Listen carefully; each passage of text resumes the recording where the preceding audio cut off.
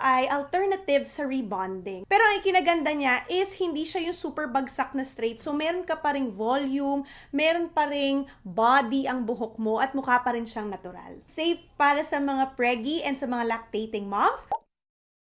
So, bago tayo dumako doon sa application part, papakita ko muna sa inyo ulit ang aming Cysteine Keratin Duo Treatment dahil ang aming keratin treatment ay newly improved ang aming formula. Our Cysteine is still the same. It can straighten your hair up to 80% straightening, but it's better partnered with keratin kasi kapag Cysteine lang ang i-apply nyo, kulang siya sa lambot factor sa buhok. And ngayon nabuntis ako, first trimester, feeling ko ang pangit-pangit na ng buhok ko, wala akong malagay na kahit anong treatment. So ngayon na nasa second trimester na ako, pinayagan na ako ng aking OB na mag-hair treatment. Lalo na kung ang hair treatment na gagamitin nyo ay formaldehyde free. So that's good news.